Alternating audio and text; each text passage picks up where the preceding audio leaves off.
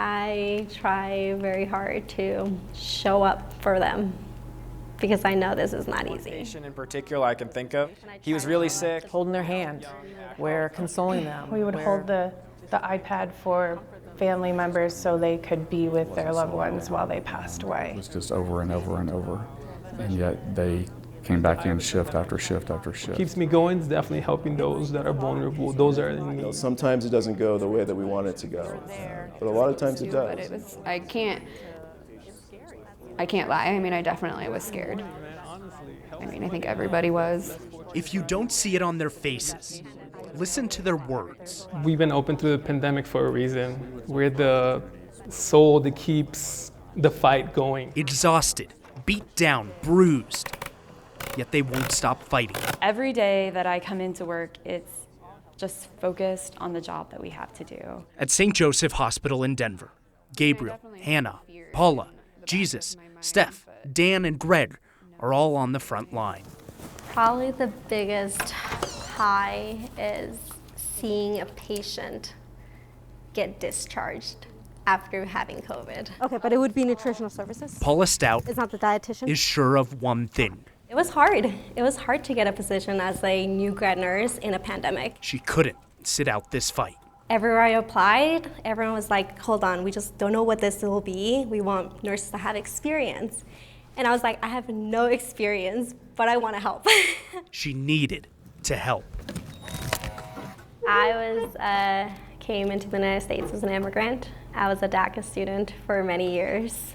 I grew up without much access to healthcare, so I wanted to, just do something different, do something for my community. I want them to feel empathy, I want them to feel welcome. You try to be compassionate, you try to listen well. For me, sometimes I need to take a step back and just check in with myself. Days and weeks turn into a seemingly endless war against a virus, and it's taking its toll. But I'll just always remember, I think, just the look in the eyes of the staff that have had the biggest bulk of the load for COVID. That's the one thing that I think I'll always remember.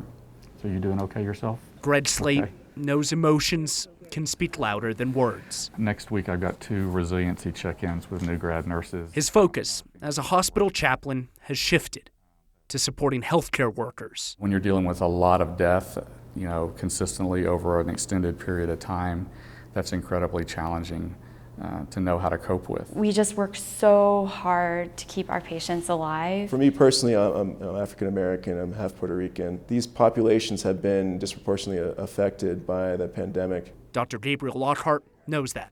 He's the medical director of St. Joe's ICU. I held a 2-hour lecture so I could talk to my family about where the vaccine came from and why it was so important for that population especially to be vaccinated. My mother, she's Hispanic, and she for a long time was not going to accept the vaccine. And she later on came to me and said, you were right, and it was foolish of me to not get vaccinated. And she's been super thankful for that. Hi there, welcome.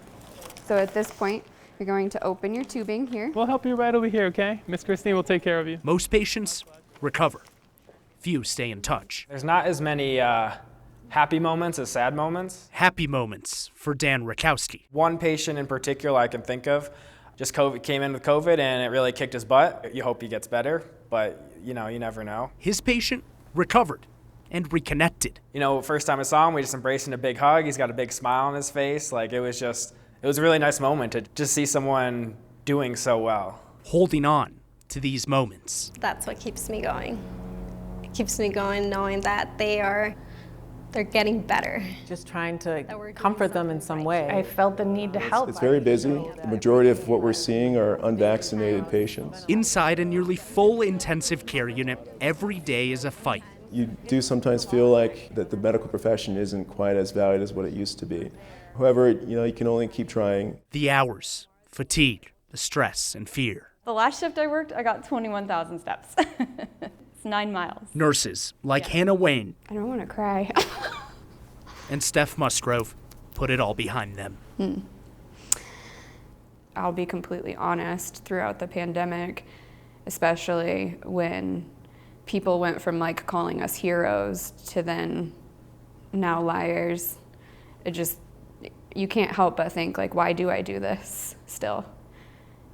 you're trying to save somebody who has COVID and they still sit there and tell you that they don't have it and they don't believe you. And this is not COVID, it must be something else. In the pandemic in the beginning, when we didn't allow any families, often as nurses, we were the last person that the patient talked to before they went on the ventilator. And it was really difficult if that patient didn't make it, because it was almost like we were their family, we were their support system. It is a lot of responsibility, but it's a really sacred responsibility. It's like a really, I think, rewarding responsibility, because it's not often in life that you get to have that personal connection with a total stranger.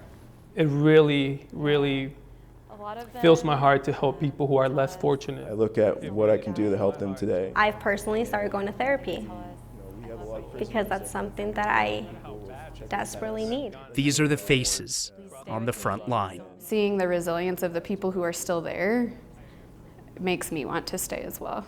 Exhausted, yet still here. It's not easy. It's not easy at all, but